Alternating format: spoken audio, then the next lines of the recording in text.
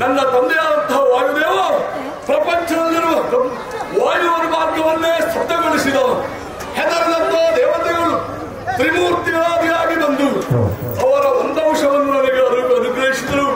ತನ್ಮೂಲಕ ವಜ್ರಖಾಯ ಎಂಬ ಬಿರುದನ್ನು ಪಡೆದೆ. ಅದಲ್ಲದೆ ಹನುಮ ನಾಮಾಂಕಿತನಾಗಿ ನಗರ ಕಿಷ್ಕಿಂಧೆಗೆ ಬಂದೆ. ತಾಯಿಯ ಪಾದವನ್ನು ಹಿಡಿದುಕೊಂಡೆ. ಅಮ್ಮ, ಈ ಹನುಮನ ದೇವರಾರಂತ ಕೇಳಿದಾಗ, ಮಗು ಹನುಮ, ಇದನ್ನು ಈಗ ನನ್ನಲ್ಲಿ ಕೇಳಬೇಡ. ಮುಂದೊಂದು ದಿನ ನಿನ್ನಲ್ಲಿರುವಂತಹ 3 ವರ್ಣವನ್ನು ಯಾರು ಗುರುತಿಸ್ತಾರೋ ಅವರೇ ನಿನ್ನ ದೇವ ಎಂದು ಆಶೀರ್ವದಿಸಿದಳು. ಆ ಸಂದರ್ಭದಲ್ಲಿ ಕಿಷ್ಕಿಂಧೆಗೆ ಶ್ರೀರಾಮಚಂದ್ರ ಸಿದ್ಧನ್ವೇಷಣೆಗಾಗಿ ಬಂದ. ಆ ಸಂದರ್ಭದಲ್ಲಿ ವಾಲಿಗೆ ಮೋಕ್ಷವನ್ನು ನೀಡಿದ, ಸುಗ್ರೀವನಿಗೆ ಅಧಿಪತ್ಯವನ್ನು ಕಟ್ಟಿದ. ಮಂಗಳಾಂತಹ ನಮ್ಮಲ್ಲಿಷ್ಟಿಗೆ ನಾವಿರುವ ಸಂದರ್ಭದಲ್ಲಿ ಚಾತುರ್ಮಾಸ ಕಳೆಯಿತು. ಕಟ್ಟ ಮಾತಿಗೆ ತಪ್ಪಿದ ಮಂಗಗಳನ್ನು ತಮ್ಮನಾದಂತ ಲಕ್ಷ್ಮಣ ದೇವ ತನ್ನ ಘೋಣ್ಯವನ್ನು ಹೆಂಗರಿಸುತ್ತ ಸಂದರ್ಭದಲ್ಲಿ ನಾನು ಸಂಧಾನಕ್ಕೆಂದು ಹೋದೆ. ಸುಗ್ರೀವನ ರಾಜ್ಯವನ್ನು ತೆಗೆದುಕೊಂಡು ರಾಮ ಬಾಣವನ್ನು ಕಟ್ಟಿಕೊಂಡೆ. ಆ ಸಂದರ್ಭದಲ್ಲಿ ತಮ್ಮನಾದ ಲಕ್ಷ್ಮಣನಿಗೆ ಹೇಳಿದ ಮಾತು, ಕಿವಿಯಲ್ಲಿರುವಂತಹ ಏಕಕುಂಡಲು, ಎದೆಯಲ್ಲಿರುವಂತಹ ಬಂಗಾರದ ಹೆಜ್ಜೆ ಕೌಪಿನ ಈ ಮೂರು ವರ್ಣವನ್ನು ಬಂಗಾರವಾಗಿ ಒಂದು ಶ್ರೀರಾಮಚಂದ್ರ ವರ್ಣಿಸಿದ. ತನ್ಮೂಲಕವೇ ಶ್ರೀರಾಮನ ಪಾದವನ್ನು ಹಿಡಿದು ರಾಮ ನಿನ್ನ ಸಖನಾಗಿ, ನಿನ್ನ ಬಂಡನಾಗಿ, ನಿನ್ನ ದೂತನಾಗಿ, ನಿನ್ನ ದಾಸನಾಗಿ ಬದುಕುತ್ತೇನೆಂದು ಶ್ರೀರಾಮ ಪಾದವನ್ನು ಕಟ್ಟಿಕೊಂಡೆ. ಆಶ್ರಯವಿದ್ದ ರಾಮ ಇಂದು ಈ ತ್ರೇತಾಯುಗ ಮುಗಿದು ದ್ವಾಪರಾಯುಗದಲ್ಲಿ ರಾಮ ನಿನ್ನ ದರ್ಶನ ಬೇಕು. ರಾಮ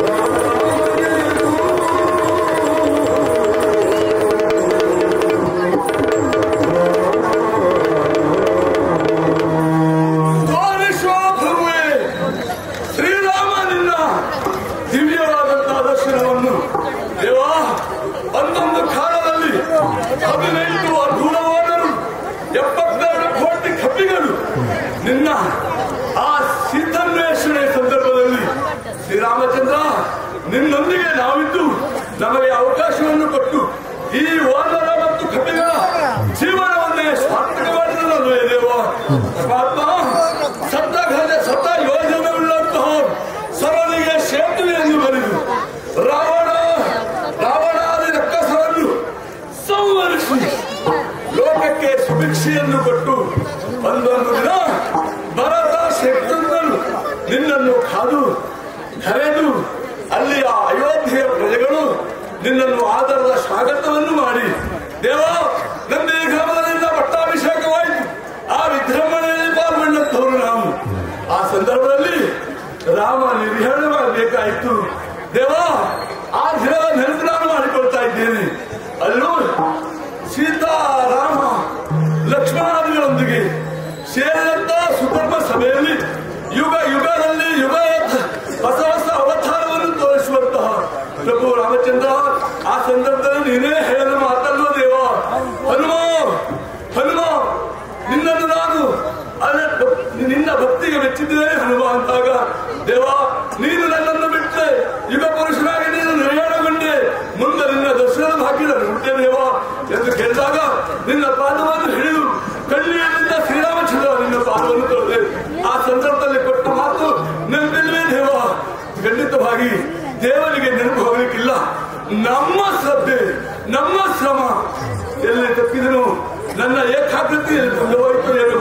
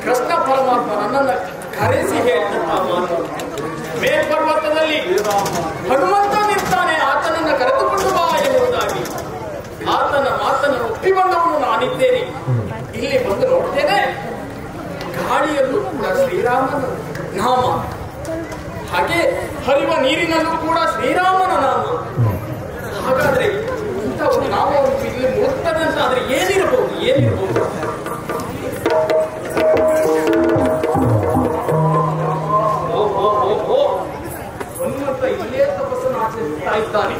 ಶ್ರೀರಾಮನನ್ನ ನೋಡಬೇಕೆನ್ನುವಂತ ಬಯಕೆ ಆತನಲ್ಲಿದೆ. ನಾನು ಹೀಗೆ ಹೋಗಿ ಮಾತಾಡಿಸಿದ್ರೆ ಆಗ್ತದ? ಆತ ನನ್ನನ್ನು ಬಿಡ್ಲಿಕ್ಕೆ ಉಂಟ? ಆತ ರಾಮನಾಮದಲ್ಲಿ ನಿರತನಾಗಿದ್ದಾನೆ. ಹಾಗಾದರೆ ಈತನನ್ನ ಕರೆದುಕೊಂಡು ಹೋಗುವ ಪರಿ ಹೇಗೆ? ರಾಮನಾಮವನ್ನೇ ಜಪಿಸಬೇಕು. ಆ ತನ್ಮೂಲಕವಾಗಿ ಈತನನ್ನ ಕರೆದುಕೊಂಡು ಹೋಗ್ಬೇಕು. ಹಾಗೆ ಮಾಡ್ತೇನೆ, ಹಾಗೆ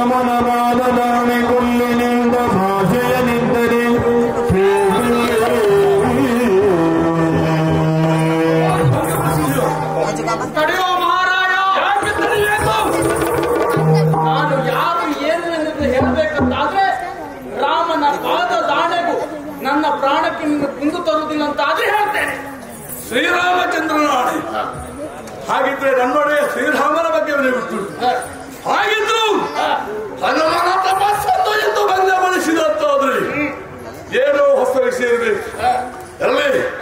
ಎಲ್ಲಿ ಹೋಗ್ತಾನೆ ಅವಕಾಶ ಕೊಡ್ತೇನೆ. ಈಗ ದರ್ಶನ ಕೊಡ್ತಿದ್ದೇನೆ. ಪಾದದಾಣೆಯಾಗಿಯೂ ನಿನಗೆ ಏನು ಮಾಡುವುದಿಲ್ಲ. ಹನುಮಂತ ಏನೋ ನಿನ್ನ ಹೆಸರನ್ನು ಹೇಳ್ತಾ ಇದ್ದೆ ಅಂತ ಆದ್ರೆ ನಿನ್ನ ಯೋಚನೆ ಮಾಡು. ನಾನು ಯಾರು ಏನು ಅದಕ್ಕೆ ಹೇಳಿದ್ದು ನಾನು ಪರಿಚಯ ಇದ್ದವ ಅಂತ.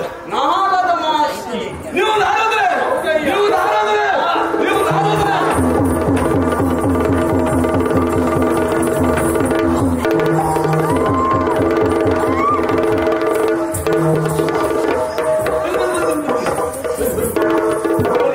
ನಮಸ್ಕಾರ ಶ್ರಮಿಸ್ತೇನೆ. ನೀವು ನಾರದ್ರೆ ನೀವು ನಾರದ್ರೆ ಹೌದಾ?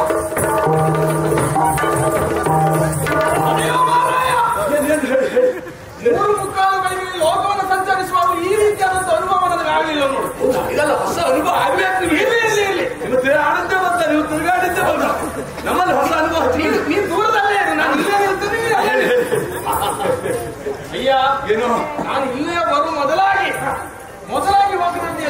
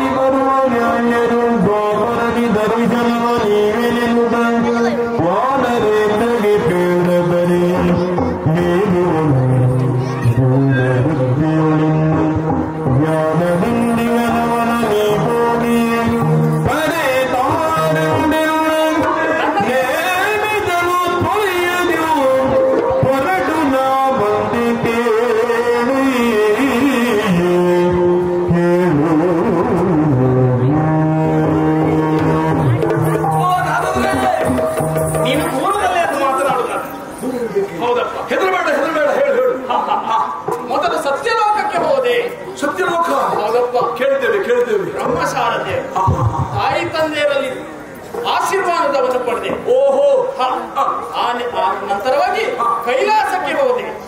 ನಿಮ್ಮ ಕೆಲಸವೇ ಹಾಗೆ. 3 ಗಳಿಗೆಯಲ್ಲಿ 14 ಲೋಕವನ್ನು ತರುವಂತಹ ಸಾಮರ್ಥ್ಯವುಳ್ಳವರು. ಅಂತಹದೊಂದು ಸಾಮರ್ಥ್ಯವುಳ್ಳವರು ಯಾರು ಕೇಳಿದ್ರೆ ನಾರದರು ಕೇಳಿದೆ. ಹೌದಪ್ಪ. ಅಲ್ಲಿ ಪಾರ್ವತಿ ಪರಶಿವವರು. ಪಾರ್ವತಿ ಪರಶಿವರು ಅಂದ್ರೆ ಏನು? ಲೋಕದ ತಂದೆ ತಾಯಿಯರವರು. ಓಹೋ, ಅವರಲ್ಲಿಯೂ ಆಶೀರ್ವಾದ ಪಡೆದೆ. ಆ ನಂತರವಾಗಿ ವೈಕುಂಠಕ್ಕೆ ಹೋದೆ. ಹೌದಪ್ಪ. ಅಲ್ಲಿ ವಿಷ್ಣು ದೇವರು ಇಲ್ಲ. ವೈಕುಂಠದಲ್ಲಿ ವಿಷ್ಣು ದೇವರು ಇಲ್ಲ. ಬ್ರಹ್ಮ ವಿಷ್ಣು ಮಹೇಶ್ವರರು ಸೃಷ್ಟಿ ಪಾಲನೆ ಲಯ ಈ 3 ವಿಧವಾಗಿ ಸ್ವರುವಂತಹ ದೇವರು ಇಲ್ಲ. ಹಾಗಾದ್ರೆ ವೈಕುಂಠದ ಅಂತ ಇರುವಂತಹ ಲೋಕ ಯಾವುದು? ಅದುವೇ ಅಯೋಧ್ಯೆ. ಅಯೋಧ್ಯೆ ಅಲ್ಲಿ ಹೋದ್ರೆ ನೀವು ನೇರವಾಗಿ ಅಯೋಧ್ಯೆಗೆ ಹೋದವನು ನಾನು. ದೇವರೇ ಗುರುಗಳೇ,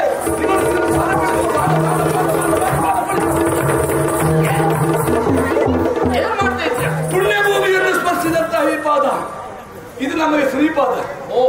ಅದಕ್ಕಾಗಿ ಅಯೋಧ್ಯೆ ಮಣ್ಣನ್ನು ಬಿಟ್ಟಿದಂತ ಪಾದ ಇದ್ವೆ. ಅಯೋಧ್ಯಮ ಸುದ್ದಿ ಹೇಳಿದ ಮೇಲೆ ಇಡೀ ಲೋಕವೇ ಪ್ರಪಂಚವೇ ದಿಗ್ಬರಗಾಗಿ ನೋಡುವಂತಹ ಅಯೋಧ್ಯ. ಅಂತ ಅಯೋಧ್ಯದ ಮಣ್ಣನ್ನು ನೀವು ತಿಳಿದಿದೆ. ಅಪರೂಪಕ್ಕೆ ನೀನು ಸಿಕ್ಕಿನ ಕಾಲು ಇಟ್ಕೊಂಡು ಹೇಳಿದ್ದೆ. ಏನ್ ಮಾಡಿ ಪಾದ ಸ್ಪರ್ಶವಾಯ್ತೆ. ರಾಮನ ಹೆಸರು ಹೇಳಿದ ಮೇಲೆ ಅಯೋಧ್ಯೆ ಹೋದವರು ಹಾಗೆ ಮಾಡಲಿಕ್ಕಿಲ್ಲ. ಸರಿ. ರಾಮ ಭಕ್ತನಾಗು, ರಾಮದಾಸನಾಗು, ರಾಮನ ಭಜನೆಯನ್ನು ದಿನವರಿತ ನಿರಂತರವಾಗಿ ಮಾಡಿ ಅವರ ಪಾಲಿಗೆ ನಾನಿದ್ದೇನೆ. ಹಾಗೇನಾದ್ರೆ ಮುಂದೇನಾಯ್ತು? ಅಯೋಧ್ಯಕ್ಕೆ ಹೊರಹೋಗಿದ್ದಷ್ಟೇ ಅಲ್ಲ, ನೇರವಾಗಿ ಸಪ್ತ ದ್ವಾರವನ್ನು ಪ್ರವೇಶಿಸುತ್ತಾ ಮುಂದೆ ಹೋದ. ಹೌದಾ? ಅಲ್ಲಿ ಹೋದ್ರೆ ಅಲ್ಲೇನಾಯ್ತು? ಸಪ್ತ ದ್ವಾರವನ್ನು ಪ್ರವೇಶಿಸ ರಾಮ ಚೆನ್ನಾಗಿದ್ದಾನೆ, ಶ್ರೀರಾಮ ದೇವರು ಚೆನ್ನಾಗಿದ್ದಾನೆ. ಸಪ್ತ ದ್ವಾರವನ್ನು ಪ್ರವೇಶಿಸಿದ ವೇಳೆಯಲ್ಲಿ ಅದು ಸಿಂಹ ವಿಸ್ತಾರದಲ್ಲಿ ಶ್ರೀರಾಮಚಂದ್ರ ಕುಳಿತಿದ್ದಾನಯ್ಯ. ನನ್ನ ರಾಮ ಕುಳಿತುಕೊಳ್ಳುವುದು ಹಾಗೆ ಸಾಮಾನ್ಯದಲ್ಲ. ಅಲ್ವೇ ಅಲ್ಲ. ಶಾಸ್ತ್ರವನ್ನು ಏರಿದಾಯಿಸ್ತಾ ಇದ್ದಾನೆ. ಹೌದು. ಭಕ್ತರ ಇಷ್ಟಾರ್ಥವನ್ನು ಪಾಲನೆ ಮಾಡ್ತಾ ಇದ್ದಾನೆ. ಭಗವಂತನಲ್ಲವೇ ಹೌದು. ಹೇಳಿದ್ದಾರೆ. ಅಷ್ಟೇ ಅಲ್ಲದೆ ಸೀತಾದೇವಿ ಅವನ ಜೊತೆ ಇದ್ದಾರೆ, ಲಕ್ಷ್ಮಣನಿದ್ದಾನೆ, ಭರತ ಶತ್ರುಘ್ನರು ಇದ್ದಾರೆ. ಸೀತಾದೇವಿ ಇರಲೇಬೇಕಾದಲ್ಲ ಅಲ್ವಾ? ಆ ಮಾತೆ ಸೀತಾಮಾತೆ ಜಗನ್ಮಾತೆ ರಾಮನೊಂದಿಗೆ ಇರ್ತಾಳೆ ಅಂದ ಮೇಲೆ ಎಷ್ಟು ಖುಷಿ ನನಗಾಗಲಿಕ್ಕಿಲ್ಲ ಅಲ್ಲವೇ? ಹಾಗೆ ಆ ಕ್ಷಣದಲ್ಲಿ ಲಕ್ಷ್ಮಣ ದೇವರು ರಾಮನ ಸಭೆ ಎನ್ನುವುದು ರಾಮನ ಸಭೆ ಕಳಹೀನವಾಗಿತ್ತಲ್ಲ.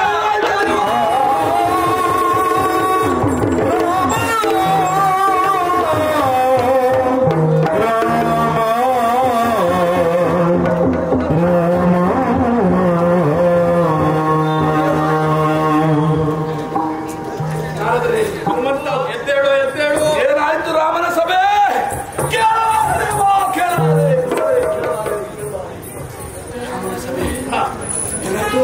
ಕಳಹೀನವಾಗಿತ್ತಯ್ಯ. ಶ್ರೀರಾಮಚಂದ್ರನಲ್ಲಿ ನಾನು ಕೂಡ ಅದೇ ಪ್ರಶ್ನೆಯನ್ನ ಮಾಡಿದರು. ಯಾಕಾಗಿ ಈ ರೀತಿ ತಂದೆ ಎನ್ನುವುದಾಗಿ ಪ್ರಶ್ನೆಯನ್ನ ಮಾಡಿದ್ರು. ಆಗ ಶ್ರೀರಾಮಚಂದ್ರನಿಗೆ ಹೇಳಿದಂತ ಮಾತು ಏನು ಹೇಳಿದ್ರು? ನನ್ನ ಜೊತೆಗಿರುವಂತ ಹನುಮಂತ ನನ್ನ ಜೊತೆ ಇಲ್ವಲ್ಲ, ಆ ಬೇಸರದಲ್ಲಿ ಇದ್ದವನ ಅಂದ್ರೆ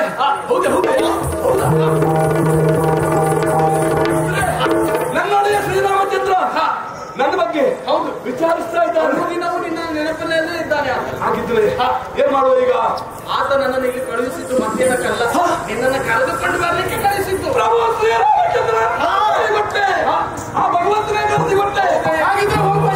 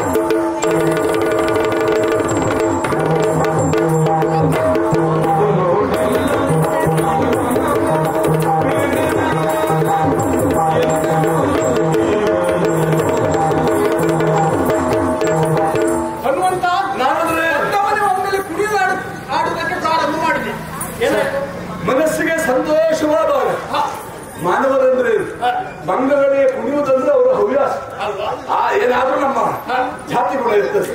ಹಾಗೆ ಯಾಕೆ ಕುಣಿದೆ ಕಾರಣ ಇಲ್ಲೇ ಹನುಮಂತ ಕುಣಿಯುವುದು. ನಿಮ್ಮ ಬರ್ತಾ ಬರ್ತಾ ಬರ್ತಾ ನಿಮ್ಮ ಹಿಂದೆ ಬರ್ತಾ ಇರುವಾಗ ಇಲ್ಲಿ ಕಾಣ್ತಾ ಇದ್ದೇನೆ. ಇದೇನು ಆಶ್ಚರ್ಯ, ಇದು ಎಂತಹ ವನ, ಎಂತ ಸೊಬಗಿನಿಂದ ಕೂಡಿದೆ. ನಾವೇನು ದೇವೇಂದ್ರನಂದನವನು ಅದನ್ನು ಕೇಳಿದ್ದೇವೆ, ನೋಡಿದ್ದೇವೆ. ಅಲ್ಲಿ ಒಂದು ವಿಶೇಷತೆ ಅನ್ನೋದು ಯಾವಾಗಲೂ ಇದ್ದ ಹಾಗೆ. ಈಗ ಕಾಡು ಪ್ರದೇಶ ಅಂತ ಆದ್ರೆ ಅದಕ್ಕೆ ನೀರನ್ನು ಹಾಕೋದು ಅಥವಾ ಅದನ್ನ ಲಾಲನೆ ಪಾಲನೆ ಮಾಡುವುದು ಯಾರು ಇರುವುದಿಲ್ಲ, ಹಾಗಲ್ಲ. ಆದ್ರೆ ವನ ಪ್ರದೇಶ ಅಂತ ಆದ್ರೆ ಅದಕ್ಕೆ ಲಾಲನೆ ಪಾಲನೆ ಮಾಡುವುದು ಇರ್ತಾರೆ. ನಂದನ ವನದಲ್ಲಿ ಅದು ಸಹ ಚಿರಂಜೀವಿ, ಅದು ಎತ್ತರವಾಗುವುದಿಲ್ಲ, ಗಿಡ್ಡವಾಗುವುದಿಲ್ಲ, ಸದಾ ಚಿರಂಜೀವಿಯಾಗಿ ತನ್ನದಾದಂತಹ ರೂಪವನ್ನು ತೋರಿಸ್ತದೆ. ಹೊಸತನ ಅನ್ನೋದಿಲ್ಲ ಅಲ್ಲಿ. ಇಲ್ಲಿ ಹೊಸತನ ಉಂಟು. ಹೊಸತನ ನೋಡ್ಬೇಕು. ಶಾವಂತಿಗೆ, ಮಲ್ಲಿಗೆ, ಜಾಜಿಗೆ ನೋಡಿ ನೋಡಿ ಆ ಹೂವಿನ ಚಂದ. ಪರಿಚಯ ನಿನಗೆ ಆ ಕಡೆಯಲ್ಲಿ ನೋಡು ನೋಡು ನೋಡು ನೋಡು ನೋಡು, ಗಿಡ ಮರಗಳು ಇತ್ತ ಕೈ ಬೀಸಿ ಕರೆದು ತಂಪಾದ ತಂಗಾಳಿಯನ್ನು ಬೀಸ್ತಾ ಇವೆ. ಅದಲ್ಲದೆ ಈ ಕಡೆಯಲ್ಲಿ ನೋಡಿ ಔಷಧ ಸಸ್ಯಗಳು, ಔಷಧ ಸಸ್ಯಗಳು. ಸರಿ ಸರಿ ಸರಿ ಸರಿ. ಇವುಗಳೆಲ್ಲ ವನದಲ್ಲಿ ಉಂಟು. ವನ ಉಂಟು, ವನ ಉಂಟು, ಕೊಳ ಉಂಟು. ಕೊಳದ ವಿಶೇಷತೆಯೂ ಉಂಟು.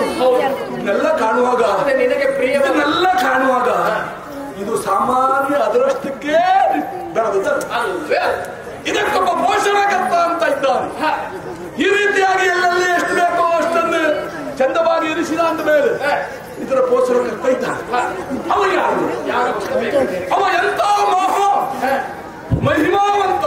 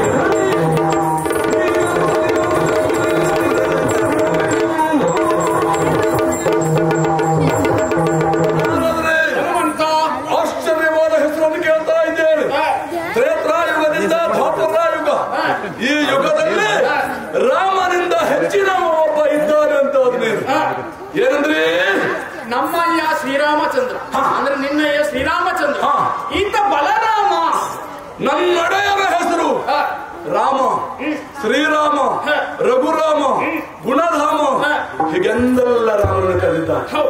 ಆದ್ರೆ ನನ್ನೊಡೆಯನನ್ನು ಯಾವತ್ತೂ ಬಲರಾಮ ಅಂತ ಕರೆದಿದ್ದೀನಿ. ಇಲ್ವೇ ಇಲ್ಲ. ಆದ್ರೆ ಇವ ಬಲರಾಮ, ಬಲರಾಮ ಹೇಗೆಂದು ಹೆಸರು ಕೊಟ್ಟಿದ್ದಾನೆ.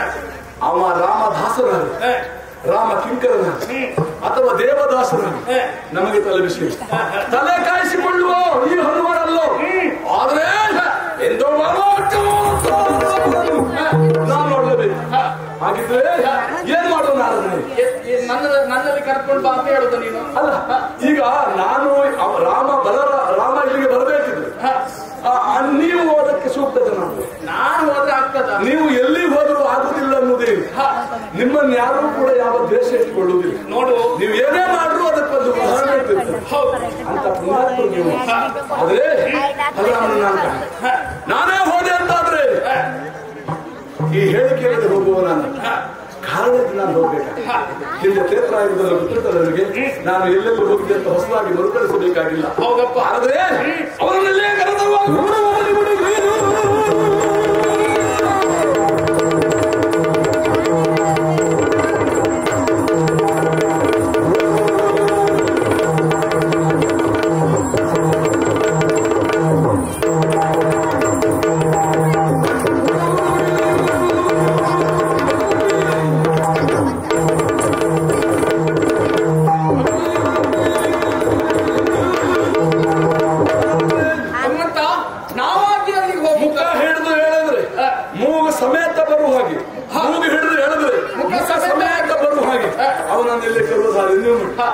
ಆತ ಇಲ್ಲಿಗೆ ಬರ್ಬೇಕಂತಾದ್ರೂ ನೀನೇ ಆ ಕಾರ್ಯವನ್ನು ಮಾಡ್ಬೇಕು. ಯಾವ ರೀತಿಯಲ್ಲಿ ಕೇಳು. ಏನು ಒಂದೊಂದು ದಿನ ಅಶಕ್ತನ ಹಾಳೆ ಬೈದವ ಯಾರು? ಅದು ಕಾರಣ ದುಷ್ಟನಾದಂತಹ ರಾವಣ ಅವನಿಗೆ ರಾಮಬಲದ ಮಹತ್ವ ಏನೆಂದು ತೋರಿಸಬೇಕಿತ್ತು. ಅದಕ್ಕಾಗಿ ಮಾಡಿ ಇವ ಏನು ಮಾಡಿದ? ಇಂದು ಕೂಡ ನಿನ್ನ ಪರಾಕ್ರಮ ಏನೆನ್ನುವುದನ್ನು ತೋರಿಸಬೇಕು, ರಾಮ ಏನೆನ್ನುವುದನ್ನು ತೋರಿಸಬೇಕು ಅಂತ ಆದ್ರೆ ಈ ವನವನ್ನು ನೀನು ಕೆಡಬೇಕು. ಬಂದಿರು ವನವನ್ನೇ ಹಾಳು ಮಾಡುವುದು ನನ್ನಂತವರ ಉದ್ದೇಶ. ನಾವು ವನಾಚರ ಜೀವಿಗಳು. ಆದ್ರೆ ಉದ್ದೇಶ ಬೇರೆ ಇರ್ತದೆ. ಲೋಕಮುಖದಲ್ಲಿ ರಾಮನಮ್ಮ ಎನ್ನುವ ಒಬ್ಬನೇ ಇರ್ಬೇಕಲ್ವಾ? ಒಬ್ಬನೇ ಇರಬೇಕು. ಅದಲ್ಲದೆ ಹೇಳುವವರು ಯಾರು? ಹೇಳುವವರು ಯಾರು? ಯಾರು? ಗುರುಗಳು, ನಾರದರು, ತ್ರಿಲೋಕ ಸಂಚಾರಿಗಳು. ಆದ್ರಿಂದ ಈ ವನ ಹಾಳುಬೇಕು ನಮ್ಮ ಕೆಲಸ. ವನವನ್ನು ಹಾಳುಗಳು ಮಾಡ್ತೇನೆ. ಮುಂದಿನ ಕಾಲದಲ್ಲಿ ಮಾಡಿದ ಖಂಡಿತ ಮಾಡ್ತೇನೆ.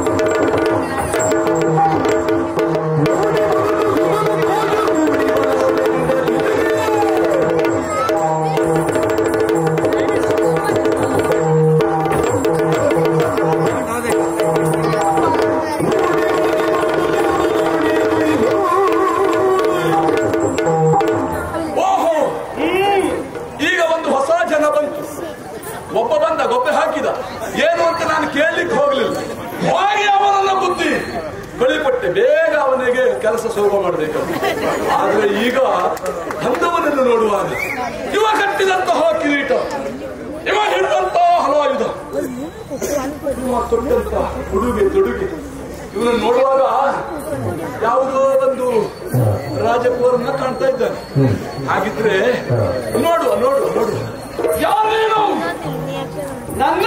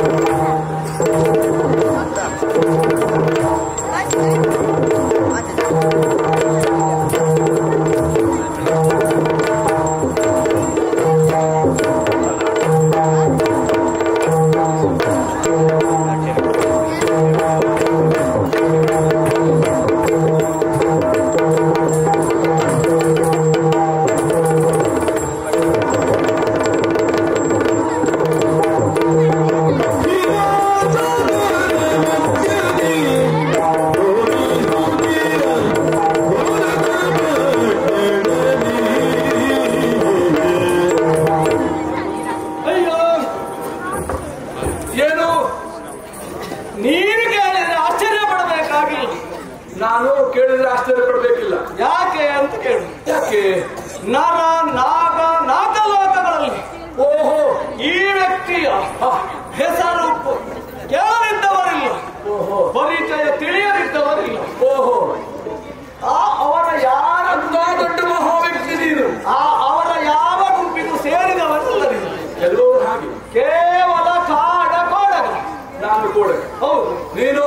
ಆದ್ದರಿಂದ ನಿನ್ನಂತವರಿಗೆ ನನ್ನ ಪರಿಚಯ ಇರಬೇಕು ಅಂತ ಇಲ್ಲ.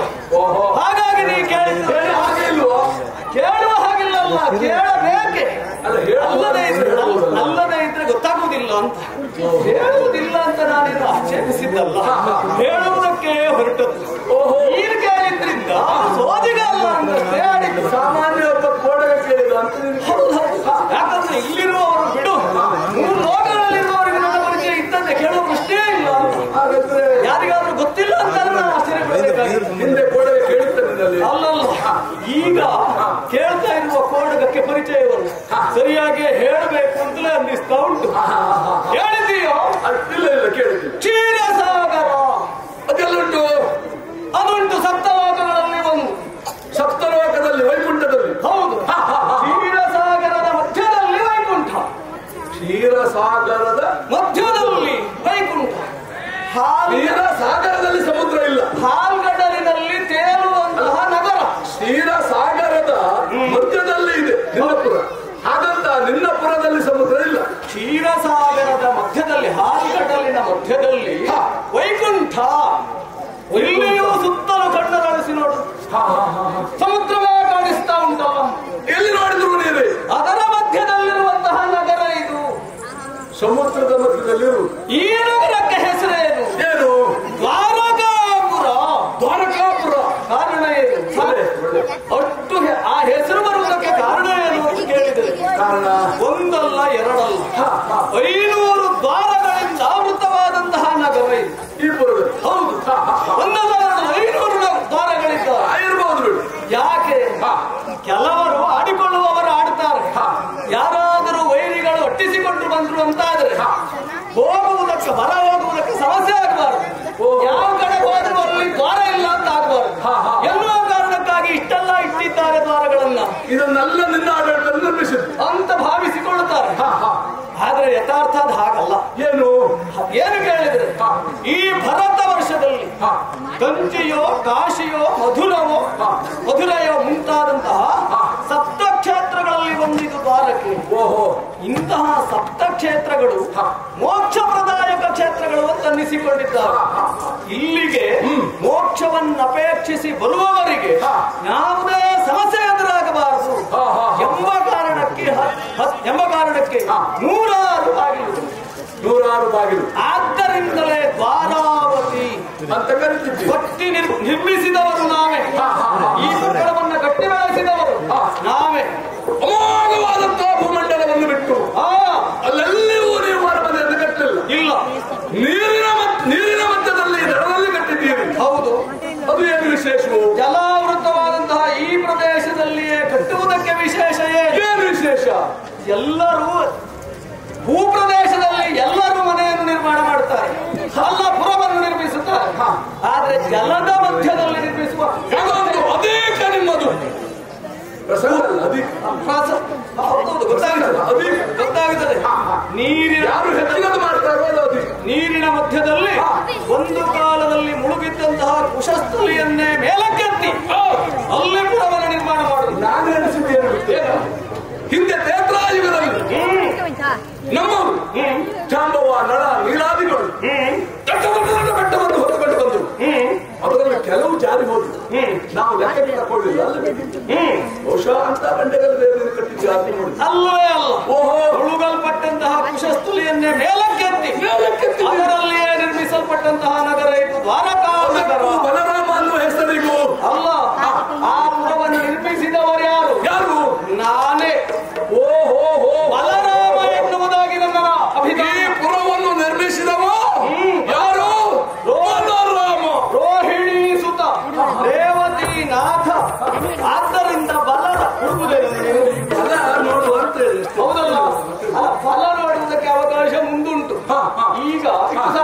ಅಂತಹ ಎನಿಸಿಕೊಂಡವನು ಸಾಮಾನ್ಯನಲ್ಲ. ಭೂರಿ ಪರಾಕ್ರಮೆ ಎನಿಸಿಕೊಂಡವನು. ಭೂರಿ ಅಲ್ಲ, ಭೂರಿ ಭೂರಿ ಪರಾಕ್ರಮೆ ಎನಿಸಿಕೊಂಡವ. ಅಲ್ಲದೆ ಇಂಥದ್ದೆಲ್ಲ ನಿರ್ಮಾಣ ಮಾಡ್ಲಿಕ್ಕಾಗ್ತದೆ. ಅಂತಹ ಬಲರಾಮನ ಎದುರಿಗೆ ಮಾತಾಡುವ ಈ ಕಪಿ ಯಾರು ಅಂತ ಗೊತ್ತಾಗ ನನ್ನ ಪರಿಚಯ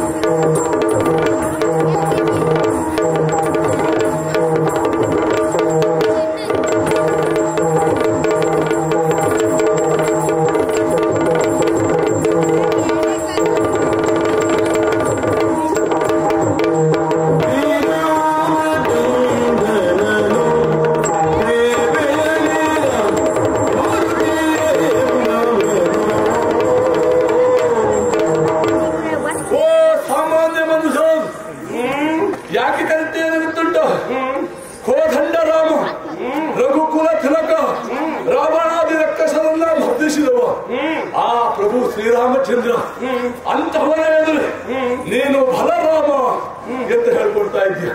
ನನ್ನ ಪರಿಚಯ ಬೇಕಲ್ಲ ನಿನಗೆ.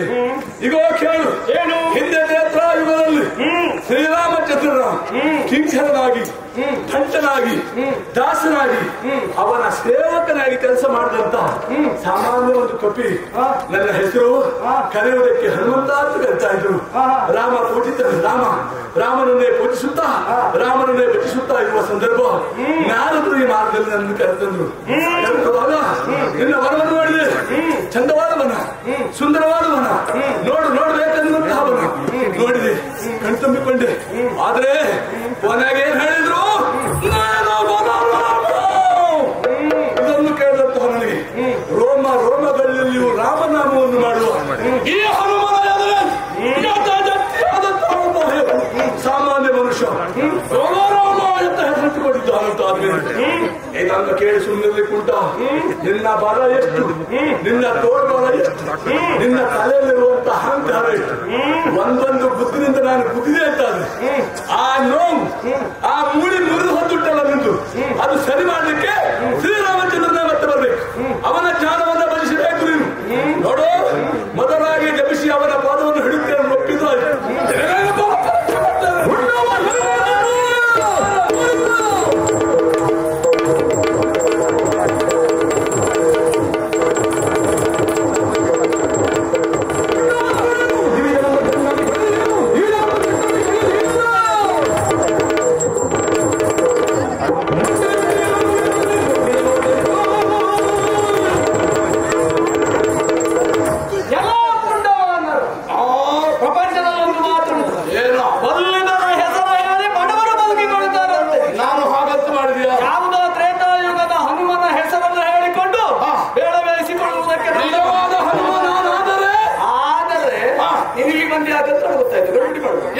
ಮಾಡುವುದೇ ಇಲ್ಲ. ಅಲ್ಲ, ಯಾಕೆ ಅಂತ ಜನವೇ ಅಲ್ಲ. ಈ ಪ್ರಪಂಚದಲ್ಲಿ 3 ಜನ ರಾಮರಿದ್ದಾರೆ.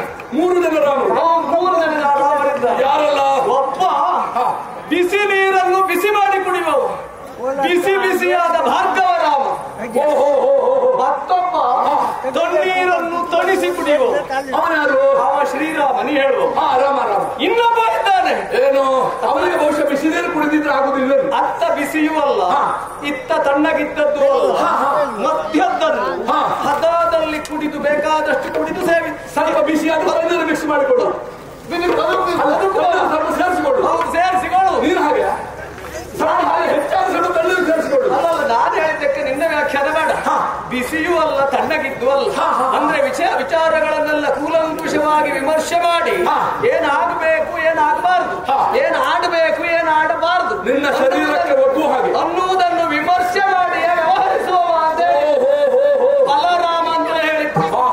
ನಿನಗೆ ಬಲ, ರಾಮನ ಪಕ್ಕದಲ್ಲಿ ಬಲ ಇದೆ ಅಂತ ಹೇಳಿದ ಕೂಡಲೇ ಸಿಟ್ಟು ವ್ಯಕ್ತಿಗೆ ಹೌದಪ್ಪ ಇರ್ಲಿ ಅಂತೆ. ಏನು ಇದ್ದದ್ದನ್ನೇ ಹೇಳಿದ್ರು. ರಾಮನ ಹಿಂದುಗಡೆ ಬಲ ಸೇರಿಸಿದ್ದು ಅಂತ ಹೇಳಿದ್ರೆ ಅಷ್ಟು ಬಲಾನ್ವಿತ ಈತ ಎನ್ನುವುದಕ್ಕೆ ಸಂಕೇತ. ಅದು ಬಲ ಉಂಟು. ಈ ಪುಂಡಾಟ ಮಾಡುವುದಕ್ಕೆ ಕೋತಿಗಳು ಎಷ್ಟೋ ತರ್ತಾರೆ. ಓಹೋ, ನಿಮ್ಮಲ್ಲಿ ವಿಶ್ರಮ ಕೋತಿಗಳು. ವಿಶೇಷ ಏನು ಅಲ್ಲ, ಕೋತಿಗಳ ಸಂಪರ್ಕ ಇದ್ದವರು ನೀವು. ಸಂಪರ್ಕ ಉಂಟು ಅಂತಲ್ಲ, ಈಗ ಉಪದ್ರವ ಕೊಡೋದಕ್ಕೆ ಬರ್ತಾರೆ ಅಂತ ಹೇಳಿದ್ದು ನಾನು. ಉಪದ್ರವ ಕೊಡೋದಕ್ಕೆ ಇನ್ನೊಂದು ಕೆಲಸ, ಇನ್ನೊಂದು ಕೆಲಸ ಏನು? ಎಲ್ಲಿ ರಾಮಭಜನೆಯನ್ನು ಮಾಡ್ತಾರೋ, ರಾಮನನ್ನು ಭಜಿಸ್ತಾರೋ ಅಂತವರಿಗೆ ಕೋತಿ ಕಾಟ ಕೊಡುವುದಿಲ್ಲ. ನೀವು ಒಂದು ಹುಡುಗಾಯ ಮಾಡ್ಕೊಂಡು ಜನರು ದೊಡ್ಡ ಸೇವೆ ಬೇಡ, ಮಂಗಳಾರತಿಯೋ ಇನ್ನೊಂದು ವಿಶೇಷ ಸೇವೆ ಬೇಡ. ಇಂಥದ್ದೆಲ್ಲ ಉಪದೇಶ ನನಗೆ ಬೇಡ. ಯಾಕೆ ಗೊತ್ತಾ? ಅಲ್ಲಿ ಕೋತಿ ಕಾಟ ಅಲ್ಲ ಅಲ್ಲ, ಕೋತಿ ಕಾಟ ಇದ್ದದ್ದಲ್ಲ, ಉಪಟಳ. ಉಪಟಳ ನಿವಾರಿಸಿಕೊಂಡಿದ್ದೇವೆ ಅಂತ ಹೇಳಿದ್ದು. ನಿನ್ನ ಪರಿಹಾರೋಪಾಯ ನನಗೆ ಬೇಕಾಗಿಲ್ಲ. ಹಿಂದೆ ಬಂದಂತಹ ಪುಂಡವಾನರರು, ಮೈಂದ ದೇವಿದರೆ ಮುಂತಾದವರು ಹೀಗಿದ್ದೇ ಉಪಟಳ ಕೊಡ್ತಾರೆ. ಹೌದು, ಅವರಿಗೆಲ್ಲ ಬೇಕಾದ ರೀತಿಯಲ್ಲೇ ಬುದ್ಧಿ ಕಲಿಸಿ ಈ ಕಡೆಗೆ ತಲೆ ಹಾಕಿ ಬರಬಾರ್ದು, ಹಾಗೆ ಕಳಿಸಿಕೊಟ್ಟಿದ್ದೇನೆ. ಮಾತ್ರ ಅಲ್ಲ, ಇದು ನನಗೆ ವಿಶೇಷ ಅಂತ ಅನ್ನಿಸುವುದಿಲ್ಲ. ಯಾಕೆ ಅಂತಂದ್ರೆ ಈ ರಾಮನ ಹೆಸರು ಹೇಳಿಕೊಂಡು ಬರುವ ರಾಮಸೇನೆಯವರಿಗೆಲ್ಲ ರಾಮನ ಬಗ್ಗೆ ಗೌರವ ಮಾತ್ರ ಅಲ್ಲ, ಅದಕ್ಕಿಂತ ಹೆಚ್ಚು ಆ ರಾಮನ ಹೆಸರು ಕೇಳಿದ ಕೂಡಲೇ ಉದ್ವೇಗಕ್ಕೆ ಒಳಗಾಗುತ್ತಾರೆ, ಭಾವೋದ್ವೇಗಕ್ಕೆ ಒಳಗಾಗುತ್ತಾರೆ. ಆದ್ರಿಂದ ಕೆಲವೊಮ್ಮೆ ಏನ್ ಆಡ್ಬೇಕು, ಏನ್ ಮಾಡ್ಬೇಕು ಅಂತ ತೋಚದೆ ಎಲ್ಲ ಹೇಳಿ ಒಬ್ಬೊಬ್ರು ಇನ್ನಂತವ್ರು ಅಲ್ಲಿ ಸೇರ್ಕೊಳ್ತಾರೆ. ಏನ್ ಮಾಡುದು? ಅಲ್ಲ, ಅದೇ ವಿಮರ್ಶೆ ಮಾಡುವ ಸಾಮರ್ಥ್ಯ ಆಗುದಿಲ್ಲ, ವಿಮರ್ಶೆ ಮಾಡುವ ಸಾಮರ್ಥ್ಯ ಇಲ್ಲ ಅಂತ ಹೇಳಿದ್ರು. ಅಂತಹ ಪುಂಡವಾನರಿಗೆಲ್ಲ ಹಿಡಿದ ಹಲಾಯುಧದಿಂದ ಸರಿಯಾಗಿ ಬುದ್ಧಿ ಕಲಿಸಲು ಹಾಗೆ ಕಲಿಸ್ತೀಯ. ಬಲ ಉಂಟಾ? ಅದರ ಬಗ್ಗೆ ಯಾತನೆ ಮಾಡ.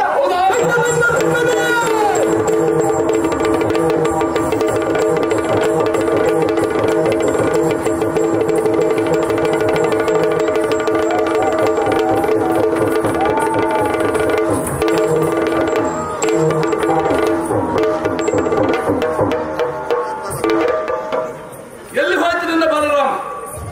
ನಿನ್ನ ಬಲ ಎಲ್ಲಿ ಹೋಯ್ತು ಅಂತ ಕೇಳಿದ್ದೇನೆ. ಪುಂಡವಾನರಿಗೆಲ್ಲ ಬುದ್ಧಿ ಕಲಿಸ್ತಾರೆ. ನಾನು ಹನುಮಂತ ಅಂದ್ರೆ ಸಾಮಾನ್ಯ ಕಪ್ಪಿ ಅಂತ ತಿಳಿದುಕೊಳ್ತಾರೆ. ಇಂತಹ ಬಲರಾಮ, ಇಂತಹ ಆಳ್ವಿಕೆ ಮಾಡುವಂತ ಒಬ್ಬ ರಸ, ಒಬ್ಬ ಪುರದ ರಸ, ಇವನ ಹನುಮಂತನ ಯೋಗ್ಯತೆಯನ್ನು ತಿಳಿಲಿಕ್ಕೆ ಆಗಲಿಲ್ಲ. ಸಾರಿ ಸಾರಿ ರಾಮನ ಬಗ್ಗೆ ಬುದ್ಧಿ ಹೇಳಿದ್ರು ಇವನಿಗೆ ತಿಳಿಲಿಕ್ಕೆ ಒಳ್ಳೇದಾಗಲಿ. ಇಂಥವರಿಂದಲೇ ನಮ್ಮ ರಾಜ್ಯ ಹಾಳಾಗ್ತಾ ಇದೆ. ಅಧಿಕ ಪ್ರಸಂಗ ಮಾಡ್ಲಿಕ್ಕೆ ಹೋಗು, ಹೇಳದನ್ನು ಕೇಳಿಕೊಂಡಿದ್ದು ತೊಂದರೆ ಆಗುದಿಲ್ಲ. ಇಡೀ ಪ್ರಪಂಚವೇ ಇವತ್ತು ರಾಮಮಯವಾಗಿ ಗಮನಿಸುತ್ತಿರುವಾಗ ಇವ ದೊಡ್ಡ ಬಲರಾಮನ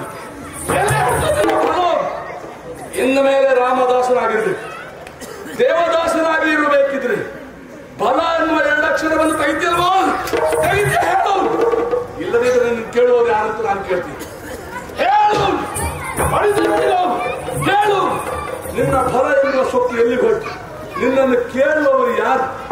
ಅಧಿಕ ಪ್ರಸಂಗಿ. ಏನೋ ನೀನು ದೊಡ್ಡ ಮಹಾ ವ್ಯಕ್ತಿಯ ಬೇಡ. ನನ್ನಂತವರಿಗೆ ಅದು ಭೂಷಣವಲ್ಲ. ತಕ್ಕ ಪ್ರಾಯಶ್ಚಿತ್ತವಾಗಿ ಈಗ ನಾನು ಹಿಡಿದು ಬಂದಂತ ಸಪ್ಪನ್ನು ನಿನಗೆ ಸಿಕ್ಕಿಸಿದೆ. ನಾನು ನಿನ್ನನ್ನು ಕಳೆದಿದ್ದೇನೆ ಎನ್ನುವ ಕುರುವಿನ ಬಗ್ಗೆ ಈಗ ರಾಮನೆನ್ನುವಂತ ಜಾನ ನಿನಗೆ ನಿನ್ನ ಚಿತ್ತ ಬುದ್ಧಿಯಲ್ಲಿ ಹೊಳೆಯುವುದಕ್ಕಾಗಿ, ಕಲ್ಪಿಸುವುದಕ್ಕಾಗಿ ಹೋಗ್ತೇನೆ, ನೋಡ್ತೇನೆ.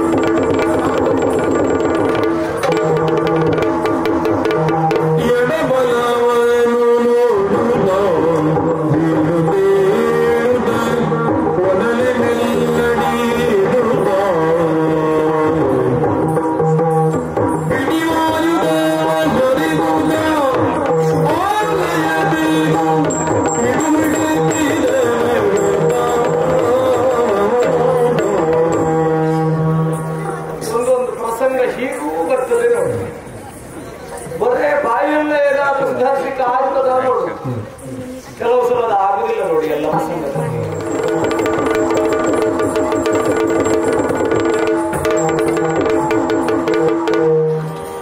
ಹೊರಗೆ ಬಂದಿದೆ ಆಯ್ತು, ಆದರೆ ಮಂಗ ಎಲ್ಲಿದೆ ಎಂದು ಹುಡುಕಬೇಕು.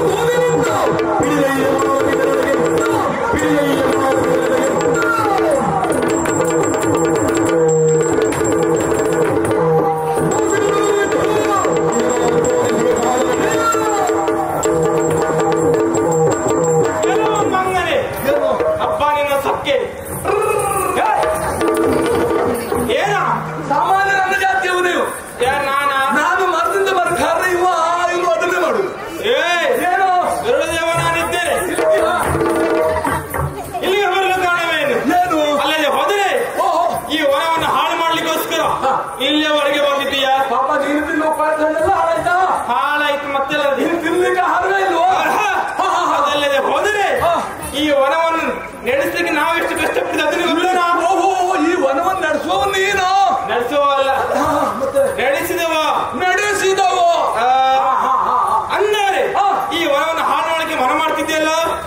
ಏನ ಮಂಗ ಏನ್ ಮಾಡ್ತೀವಿ? ಒಳ್ಳೆಯ ಮಾತಲ್ಲಿ ಓಡಿ ಹೋದ್ರೆ ಒಳಿತು, ಅಲ್ಲದೆ ಹೋದ್ರೆ ಯಾರ ನೀನ? ಶ್ರೀರಾಮಚಂದ್ರ ಯಾರ ನೀನ? ಒಳ್ಳೆ ಮಾತಲ್ಲಿ ಓಡಿ ಹೋದ್ರೆ ಒಳಿತು, ಅಲ್ಲದೆ ಹೋದ್ರೆ ಕೈಯಿಂದ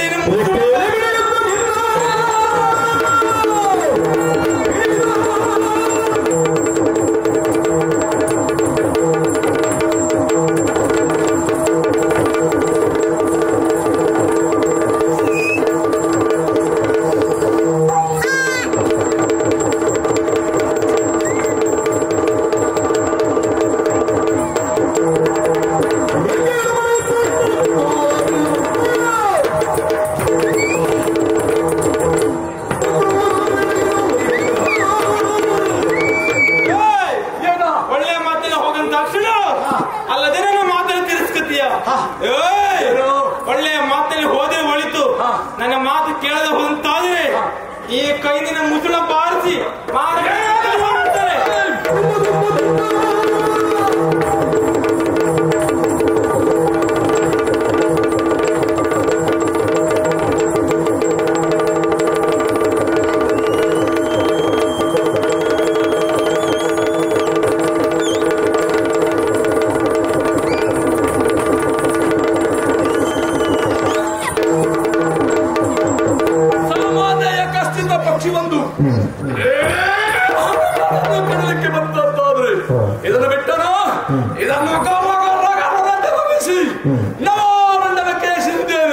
ಸುಟ್ಟು ಭಸ್ಮವಾಗಿ ಬೀಳಬೇಕು. ಯಾರು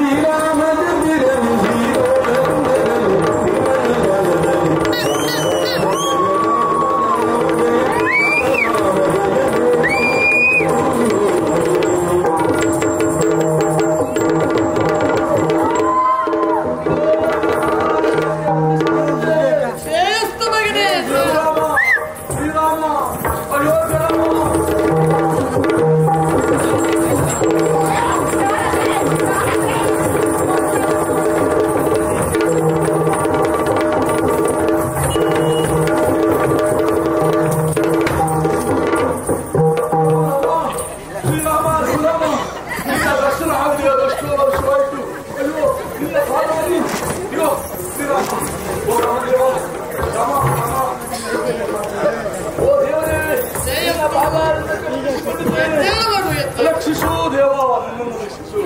ಇಗೋ ನಿನ್ನ ಮಾರುತಿ ಹನುಮಂತರಂತೆ ದೇವ. ದೇವ ಒಮ್ಮೆ ಕಣ್ತರದ್ದು ಭಯಪಾಲಿಸು ದೇವ, ಭಯಪಾಲಿಸು.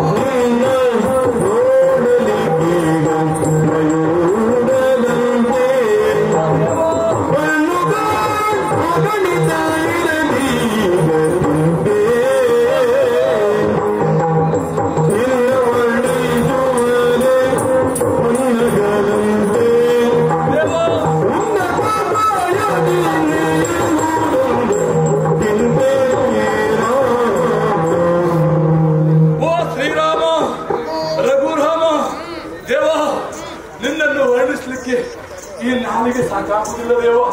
ದೇವ ನನಗೆ ಇರುವುದು ಕೇವಲ ಒಂದೇ ನಾಲಿಗೆ.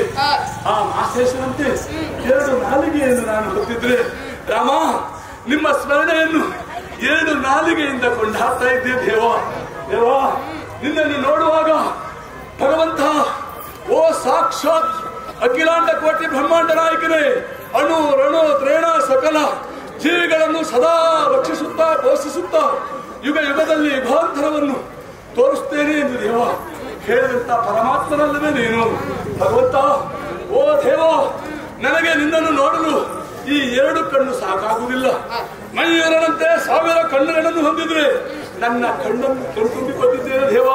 ನಿನ್ನ ಪಾದವನ್ನು ನನ್ನ ಕಣ್ಣಿನತ್ತಿಗೆ ಇಟ್ಟು ದೇವ ಈ ಸ್ಪರ್ಶದಿಂದ ಈ ಹನುಮಂತನ ಜೀವನ ಪಾವನವಾಯಿತು ದೇವ. ಓ ರಾಮ, ಶ್ರೀರಾಮ, ರಘುರಾಮ ನಿನ್ನ ನಿಜವಾದ ರೂಪವನ್ನು ಕಂಡು ಸಂತೋಷಪಟ್ಟಿದ್ದೇನೆ ರಾಮ. ರಾಮ ಕುಂದು ಎನ್ನುವುದಾಗಿ ಯಾಕಪ್ಪ ಭಾವಿಸುತ್ತೀ? ಏನು ದೇವ? ಅಂತರಂಗದಲ್ಲಿರುವಂತಹ ಆ ಮನಸ್ಸಿನಲ್ಲಿರುವಂತಹ ಭಾವನೆಗಳನ್ನು ವ್ಯಕ್ತಪಡಿಸುವಂತಹ ಕ್ರಿಯಾಚೇಷ್ಟೆಗಳೇ ಕೈ ಮುಗಿಯುವುದು, ತನ್ನ ಪ್ರಣಾಮವನ್ನ ಸಲ್ಲಿಸುವುದು. ಅಂತಸ್ಥವಾದಂತಹ ಶ್ರದ್ಧಾ ಭಕ್ತಿ ಎನ್ನುವುದು ಪ್ರಧಾನವಾಗಿರ್ತದೆ ಮಗು. ಅದೇ ಪ್ರಧಾನ. ಇದೇ ಭಗವಂತನ ಆಸೆಯಲ್ಲವೇ ದೇವ? ಭಕ್ತಿಯಿಂದ 2 ಕರಗಳನ್ನ ಜೋಡಿಸಿ ಮುಗಿದರೆ ಸಾಕಾಗ್ತದೆ ಮಗು, ಸಾಕಾಗ್ತದೆ. ನನಗೆ ಸಾಕಾಗುವುದಿಲ್ಲ ದೇವ. ನೀನು ಸಾಮಾನ್ಯದವನೇ. ತ್ರೇತಾಯುಗದಲ್ಲಿ ಮಾಡಿದಂತಹ ಒಂದೊಂದು ಕೆಲಸವೂ ಕೂಡ ಏನೇನು ಹೇಳಿ ದೇವ. ದೇವ ಒಬ್ಬ ಬೇಡರ ಸಾಮಾನ್ಯ ಹುಡುಗಿಯಾದಂತಹ ಆ ಸಬರಿಗೆ ನೀನು ದರ್ಶನವನ್ನಿತ್ತವನಲ್ಲವೇ ದೇವ. ಅಹಲ್ಯೆಯ ಶಾಪವನ್ನು ಪರಿಹಾರ ಮಾಡಿದವನಲ್ಲವೇ ದೇವ. ಭಗವಂತ ಈ ಲೋಕದಲ್ಲಿ ನಿನ್ನನ್ನು ಕೊಂಡಾಡುವಂತ ಬಗೆ ಹೇಗೆ ಅಂತ ಶ್ರೀರಾಮನ ದರ್ಶನದಲ್ಲಿ ಆಯ್ತಂತಾದ್ರೆ ನಾನಂತ ಪುಣ್ಯವಂತ, ನಾನಂತ ಶ್ರೇಷ್ಠ, ನಾನೇ ಧನ್ಯ, ನಾನೇ ಧನ್ಯ. ಶ್ರೀರಾಮಚಂದ್ರ ಪ್ರಭು ರಾಮಚಂದ್ರ ಏನ್ ದೇವ ಇದು ಯಾವ ಯುಗ ಎನ್ನುವುದಾಗಿ ನಿನಗೆ ಅನುಮಾನ? ದೇವ ಶ್ರೀರಾಮನ ದರ್ಶನ ನನಗಾಯ್ತು. ಸಾಕ್ಷಾತ್ ಅಯೋಧ್ಯವನ್ನೇ ಕಂಡೆ. ಈ ಪುರವನ್ನು ನೋಡಿದಾಗ ಭಗವಂತ ಆದ್ರೆ ಒಂದು ಅನುಮಾನ. ಏನು? ಯುಗದಲ್ಲಿ ಬಗೆಯ ಅವತಾರವನ್ನು ತೋರಿಸುವಂತಹ ಶ್ರೀ ರಾಮಮೂರ್ತಿ ನೀನು, ಮಹಾವಿಷ್ಣು ಸ್ವರೂಪ ನೀನು. ಆದ್ರೆ ಒಂದು ನಿರ್ಯಾಣ ಸಂದರ್ಭದಲ್ಲಿ ಹೇಳಿಬಿಟ್ಟು ಯುಗ ಅಂತ್ಯ ಮುಗಿಯುತ್ತಾ ಇದೆ, ಮುಂದೆ ನಿನಗೆ ನಾನು ನನ್ನ ದರ್ಶನವನ್ನು ಕೊಡ್ತೇನೆ ಅಂತ ಹೇಳಿದ್ದು. ಹಾಗೆ ಭಗವಂತ ಮಾತಿಗೆ ಸರಿಯಾಗಿ ಅನುಗ್ರಹಿಸಿದ್ಯ ಪ್ರತಾಪ್ತನಾದ ದೇವ. ಆದ್ರೆ ಈ ಯುಗ ಯಾವುದು ದೇವ? ನಿನ್ನ ಅವತಾರ ಏನು ದೇವ? ದ್ವಾಪರ ಯುಗ. ಓಹೋ, ಈ ಯುಗದಲ್ಲಿ ನನ್ನ ಅವತಾರ ಕೃಷ್ಣರೂಪಿ, ಕೃಷ್ಣ ಸ್ವರೂಪ ಭಗವಂತ. ಈ ದ್ವಾಪರ ಯುಗದಲ್ಲಿ ಕೃಷ್ಣ ಸ್ವರೂಪ ಭಗವಂತ. ಇವರೆಲ್ಲ ಯಾರು ದೇವ? ಇವರು ನಮ್ಮ ಸೀತಾಮಾತೆ. ಓ ತಾಯೇ, ಇದು ನಿನ್ನ ಪಾದಕ್ಕೆ ಒಳ್ಳೆಯದಾಗಿ.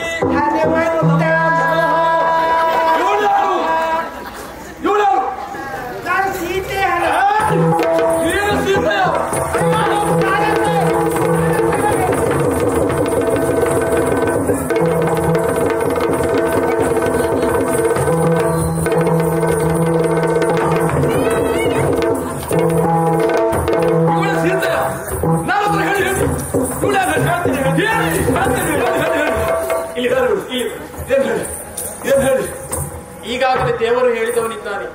ಈ ಕಾಲದಲ್ಲಿ ನಾನು ಕೃಷ್ಣಾವತಾರದಲ್ಲಿ 16,008 ಹೆಂಗಳೆಯರು. ನಮ್ಮ ಭಗವಂತನು ಹೌದಪ್ಪ ಹೇಳಿದ ಮಾತು. 16,008 ಹೆಂಡತಿಯರು ಶ್ರೀಕೃಷ್ಣ ಪರಮಾತ್ಮನಿಗೆ, ನನ್ನ ದೇವರಿಗೆ. ಹೌದಪ್ಪ. ಅದರಲ್ಲಿ ಅತಿ ಸುಂದರಿ ಅಂತ ಹೇಳಿದ್ರೆ ಇವಳೆ ಸತ್ಯಭಾಮೆ. ಇವಳು ಸುಂದರಿಯ ನಾರಾದ್ರೆ ಬೇಸರ ಮಾಡ್ಕೊಳ್ಬೇಡಿ. ನೀನು ಎಲ್ಲಾದ್ರೂ ಈ ನಿಮ್ಮ ದೃಷ್ಟಿ ಮುಂದುವಯ್ತು. ಇಲ್ಲ ನಮ್ಮ ದೃಷ್ಟಿ ಸಮಸ್ಯೆ ಇಲ್ಲ. ಯಾವುದೂ ಇಲ್ಲ. ನಮ್ಮ ತಿರುಗಾಟದಲ್ಲಿ ಅದೊಂದು ಆಗಲಿಲ್ಲ. ಸುಂದರವಾಗಿದ್ದಾಳಂತಾರೆ. ಹಿಂದೆ ನೀನು ಒಮ್ಮೆ ನೋಡಿದ್ಯಲ್ಲ, ಇವಳ ಆಕಾರವನ್ನು ನೋಡಿದಾಗ ವಿಕಾರವಾಗಿ ಕಾಣುವುದಿಲ್ಲ. ಈ ವಿಕಾರ ಸ್ವರೂಪಿ ಇವಳು ಸುಂದರಿ ಅಂತ ಹೇಳುತ್ತದೆ. ಯಾಕಂತ ಕೇಳುದ ನೀನು? ಹೀಗೆ ಹೇಳಲಿಕ್ಕೆ ಕಾರಣ ಏನು? ಈಕೆಗೆ ಗರ್ವ. ನಾನು ಅತಿ ಸುಂದರಿ ಇದ್ದೇನೆ ಎನ್ನುವಂತ ಗರ್ವ. ಓಹೋ, ಈ ಆಭರಣನೆಲ್ಲ ಕಟ್ಟಿಕೊಂಡಿದ್ದೀವ. ನಾನು ಸುಂದರಿ ಅಂತ.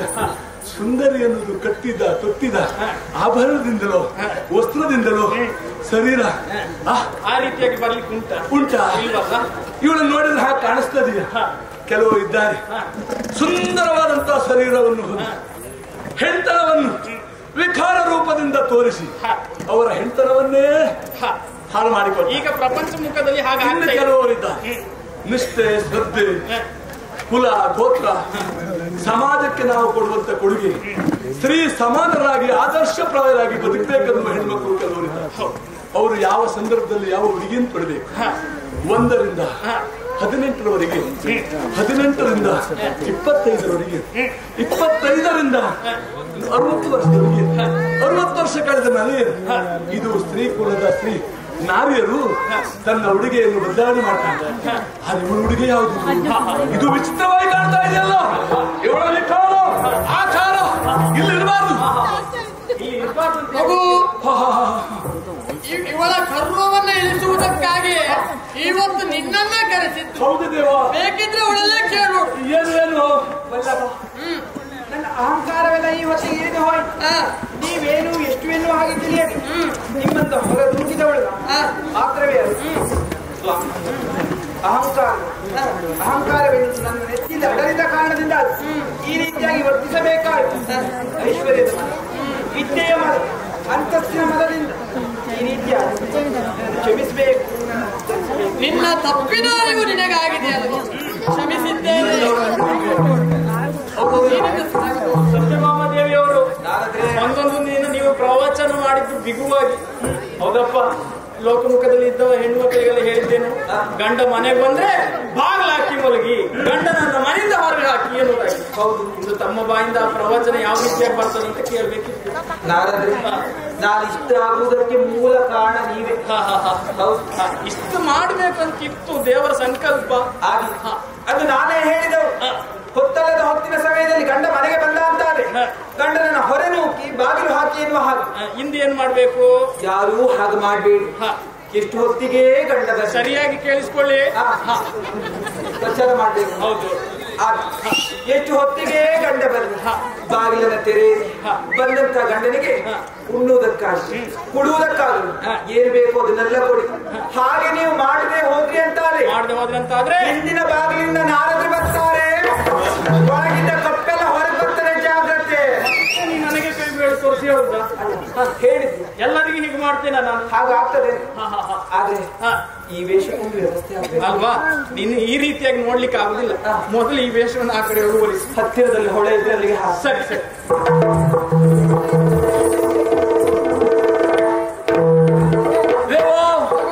ಪ್ರಭು ಶ್ರೀರಾಮಚಂದ್ರ, ಈಗ ಶ್ರೀರಾಮನ ದರ್ಶನವಾಯ್ತು, ನನ್ನ ಜೀವನ ಪಾವನವಾಯ್ತು.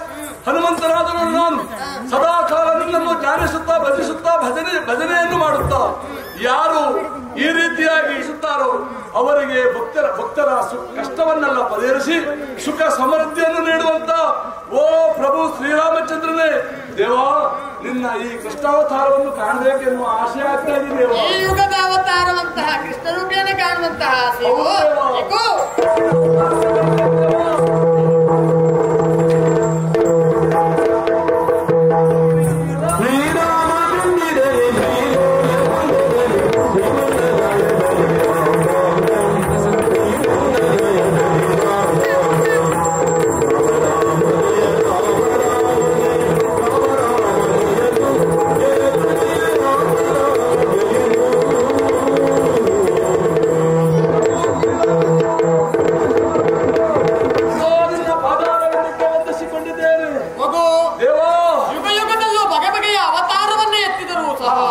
ರಾಮ ರೂಪದಲ್ಲಿ ನಿನಗೆ ದರ್ಶನವಾಗಿ ಕೊಡ್ತೇನೆ ಎನ್ನುವುದಾಗಿ ನಾನಾಡಿದಂತಹ ಮಾತು. ಇದುವೇ ದ್ವಾಪರ ಯುಗ. ಈ ಯುಗದಲ್ಲಿ ರಾಮ ರೂಪದ ಮೂಲಕವಾಗಿ ದರ್ಶನವನ್ನು ನೀಡಿದವರು ನಾನಿದ್ದೇನೆ. ಹಾಗಿದ್ರೆ ನಿನ್ನದ್ದೇನಾದ್ರೂ ಅಪೇಕ್ಷೆ ಇದ್ದರೆ ಹೇಳುವುದನ್ನು ಈಡೇರಿಸ್ತೇನೆ ಮಗು. ಶ್ರೀಹರಿ, ನಿನ್ನ ಪಾದ ಕಮಲದಲ್ಲಿ ಸದಾ ನಿನ್ನ ಸೇವೆಯನ್ನು ಮಾಡುತ್ತಾ ನಿನ್ನನ್ನು ಭಜಿಸುತ್ತಾ ನಿನ್ನ ಸೇವಕನಾಗಿ ದಾಸರಾಗಿ ಈ ಹನುಮ ಕಿಂಕರನಾಗಿ ನಿನ್ನನ್ನು ಜಪಿಸುವಂತಹ ಸೌಭಾಗ್ಯವನ್ನು ಕರುಣಿಸಿದೇವಾ, ಕರುಣಿಸು. ಮಗು, ಏ ದೇವ, ನೀನು ಮಹೇಶ್ವರಾಚಲವನ್ನು ಸೇರು, ನನ್ನದಾಗಿರುವಂತಹ ತಪಸ್ಸಾಚರಣೆಯಲ್ಲಿ ನಿರತನಾಗಿರು. ಆಗಾಗ ಬಂದು ನಿನಗೆ ದರ್ಶನವನ್ನ ಕೊಡ್ತೇನೆ. ನೀನಿನ್ನು ತೆರಳಬಹುದು. ದೇವಾ, ನೀನಾಡಿದ ಮಾತನ್ನು ಹೊಸ ಇಲ್ಲ, ನೀನು ಹೇಳಿದ್ದಕ್ಕೆ ಪ್ರತ್ಯುತ್ತರವಿಲ್ಲ. ಶ್ರೀರಾಮನ ಜ್ಞಾನವನ್ನು ಮಾಡುತ್ತಾ ಆ ಮಹೇಂದ್ರ ಪರ್ವತವನ್ನು ಹೇಳಿ ನಿನ್ನದೇ ನಿನ್ನದೇ ಜ್ಞಾನವನ್ನು ಮಾಡ್ತೇನೆ. ಭಗವಂತ, ತಾಯೇ ಸೀತಾಮಾತೆ, ತಾಯೇ ನಿಮ್ಮ ಆಜ್ಞೆಯಂತೆ ನಾನು ಅಂದಿದ್ದೇನೆ. ಕಾಲ ಸಂದರ್ಭ ಬಂದಾಗ ದೇವ ನಿನ್ನನ್ನು ನೋಡಬೇಕೆಂಬ ಆಸೆ ಆದಾಗ ಪ್ರತಿ ಯುಗದಲ್ಲಿಯೂ ನಿನ್ನ ಅವತಾರವನ್ನು ನನಗೆ ತೋರಿಸಬೇಕು ದೇವ.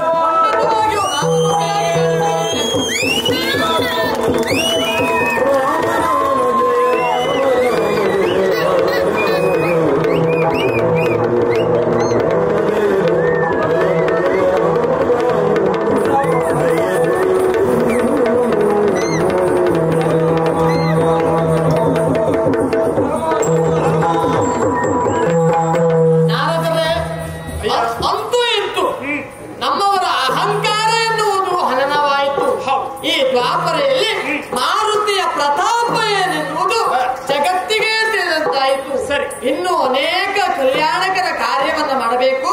ಬನ್ನಿ.